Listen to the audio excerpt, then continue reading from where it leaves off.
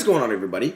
How is everybody doing today? Welcome here today to a Bleacher Report article reaction video, trade deadline prediction for every NBA team. This was written by Zach Buckley on March 13th, the day you guys are seeing this. So yeah, bold predictions are overrated. Sure, Ghost Pepper, Noise hot takes might have their time and place, but if you're in the prediction business, the aim is accuracy. So I guess not a lot of these are going to be like crazy big decisions, but I'm intrigued to see what he has for every NBA team. So start off, Atlanta Hawks keep John Collins. I would bet money on that happening. I do not think they're going to find the right trade right now, and maybe it's going to come in the offseason when teams kind of know where they're drafting, or they know who they're bringing back. They're going to have some cap space, more cap space than they do right now, and they'll do a sign and trade with John Collins. I could definitely see that happening, a sign and trade, where maybe it's like the D'Angelo Russell sign and trade. Well, that was kind of for Kevin Durant, but you got to know, like, when the Celtics got Kemba Walker, it was a sign and trade with Terry Rozier, or basically the Gordon Hayward, it was a trade exception. Like, the Hawks are probably going to get something, especially since there's a restricted free agent,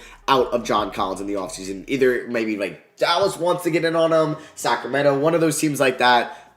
Yeah, actually, if I was Sacramento, I'd go all in on John Collins, but that's besides the point. The Boston Celtics won't make a major move, but will come totally close on a couple. Okay, so, yeah, I don't think, they tried to get Kevin Love in 2014 and again in 2016. They made a run at Kawhi Leonard in 2018. They were on the hotter heels of a James Harden this season than the public was led to believe. Okay, I did not know that. Man, if the Celtics don't go out and they don't get like a Harrison Barnes or an Evan Fournier or an Aaron Gordon or somebody like that, Danny Ainge, man, I don't want to say he has no balls, but like, the Celtics need some help, and you have two cornerstone franchise players. Get them playmakers around them. Like, get a guy that can come in and replace Gordon Hayward and what he left when he ended up signing with Charlotte. Like, get someone. Obviously, like John Collins and Jeremy Grant, those guys are unrealistic, but maybe go all in on DeMar DeRozan. Throw out a first-round pick or two. Get somebody that can help you win a championship, because Brown and Tatum are probably good enough 1 and 2s to get you there, but you need the pieces around them. The Nets trade Spencer Dinwiddie. Yeah, I could see them even just getting like a second or two, because he's most likely not coming back. They're not going to pay him the money he's going to want, and because they'll have to deal with their own luxury tax issues, and I'm sure they can get a second-round pick for him, and a team would want to trade for him so they can have their bird rights, or his bird rights, and go over the cap. Like a team like, I don't know, like Dallas, they'd probably love a Spencer Dinwiddie, and they would probably just have to give up maybe an expiring and a second-round pick, and then they can actually have the cap space to sign Dinwiddie, or maybe a team like Golden State or the Clippers or somebody like that. Like the Clippers, I think would be a great idea to go out and get Dinwiddie. It's just hard sometimes to make the money work. But even like Boston, they should go out and maybe trade for Dinwiddie, but I doubt Brooklyn trades in division. Hornets turn backcourt depth into a big man. So with Cody Zeller and Bismack Biyombo having common, neither is the Charlotte Hornets' future as their center. Do they give any names out? I mean, like Nikola Vucevic would be great. They would probably have to give up like Miles Bridges, one of these guys to make the money work, and probably 2 first-round picks, and maybe Malik Monk as well. They would have to give up a lot.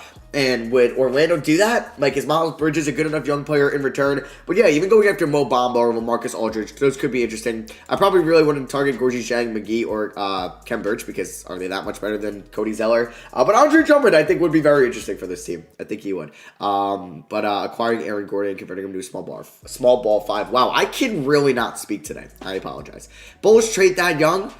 Yeah, I guess like Thad Young has had a kind of resurgence year from last year, and I definitely think, is telling teams he isn't available for trade. Okay. But I don't know. If you could probably get like a couple seconds or a young player, I don't think any team's offering a first for Thad Young, but I would do that. Cleveland, don't deal Andre Drummond. Yeah, I think the teams like, unless like, so if Andre Drummond gets bought out, he's probably signing with the Lakers, right? And we kind of all know that, Lakers, maybe the Clippers, but it's one of the top tier teams. So like, if you're like Toronto or Dallas, why would you give up assets for him? Like, he's not that good where you should be giving up a first-round pick or something, or even, like, seconds that they can get. I mean, like, seconds, okay, and, like, maybe you're trading seconds in, like, Dwight Powell or something like that if you're or Dallas, but, like, I don't know. He's not, I think, at the point where it's, like, you should give up assets so, like, the Lakers don't get him. Like, he's probably going to end up on the Lakers because I don't see a team trading for him. I don't, because of his money, and I don't think he's really that big of a game changer. Mavericks keep Kristaps. Yeah, I don't see a Kristaps Porzingis trade at all this year. Nuggets trade a wing, so they trade Gary Harris or Will Barton or one of those guys, but some kind of shakeup seems likely. Yeah, I mean, obviously they would love a Beal or a LaVine. Oh, I would love LaVine here on the Nuggets, but Beal would be amazing. They would obviously have to trade Michael Porter Jr., but I mean, Gary Harris, he had that great 2017, and we thought he was one of the better young wings in the NBA. or just kind of the 2 guard, and then he just kind of fell off. He just wasn't as efficient anymore. He got hurt, but he's still a good defender. Pistons take calls on Jeremy Grant. I don't know why they should. Unless you're getting like a premier package, like 2 to 3 first-round picks for him, yeah, I would do it. But like, this dude is what, 26 years old? He's playing great. He's playing at an all-star type level. He's the most improved player front runner right now. Keep him. Keep him. I wouldn't trade him unless it's like a mind-blowing offer. Like if you could trade him on draft night for like the 5th overall pick, yeah, I would do that. But I wouldn't really trade him right now if you're getting 2 firsts from a good team that probably won't be much. Maybe you get a swap or 2 and an okay young player. I don't think I would do that. Like, what could like Boston really offer that you would love?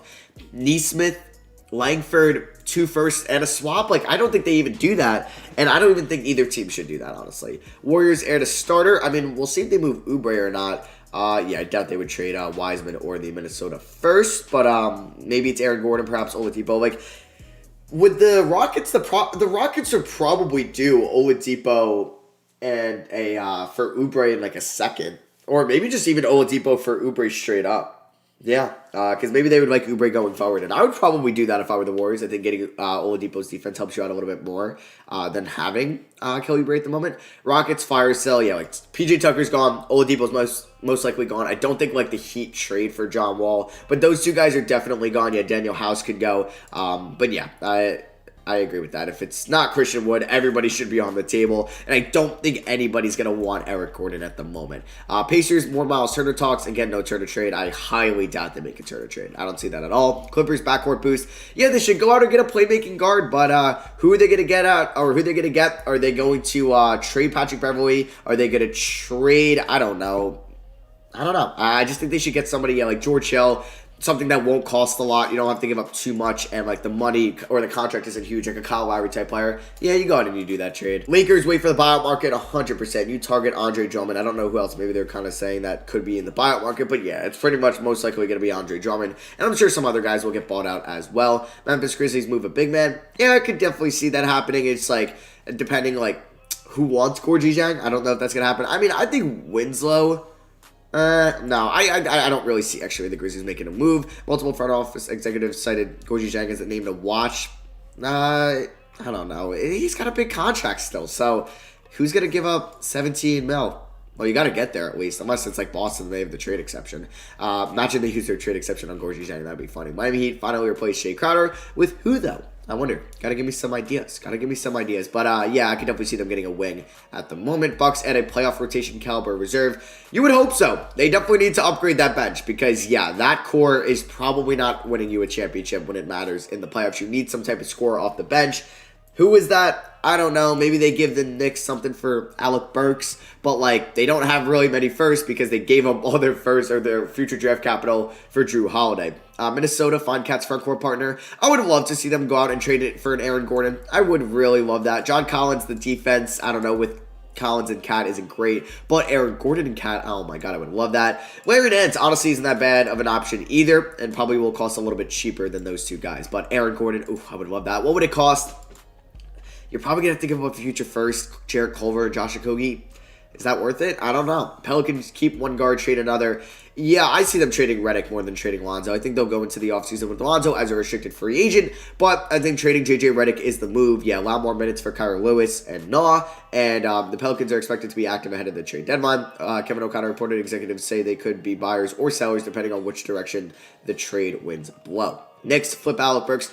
Honestly, he's probably not like going to go for first like Marcus Morris did last year, but they could probably get something for him that could be valuable. Whispers sure about everyone. Yeah, I doubt the Knicks are actually going to get one of those guys, but I could definitely see them. Honestly, yeah, if you're going to get an asset for Alec Burks, like if a team would give you a first-round pick, like the Lakers would give you their first-round pick this year for Alec Burks, yeah, you do it. But I'm not saying the Lakers will. I was just hypothetically saying that. Oklahoma City, they're a team that I'd be interested to see if they went after like John Collins, but add multiple draft picks. I mean, they're not getting any first for anybody on their roster that they're most likely trading. Like George Hill's not getting them a first. Al Horford probably won't be traded because of his contract. Trevor Ariza is not warranting a first. But yeah, just getting a bunch of seconds, I think, is the name of the game for the Thunder, who have been exceeding expectations so far this year. I think they're like 16-21 at the moment. Magic.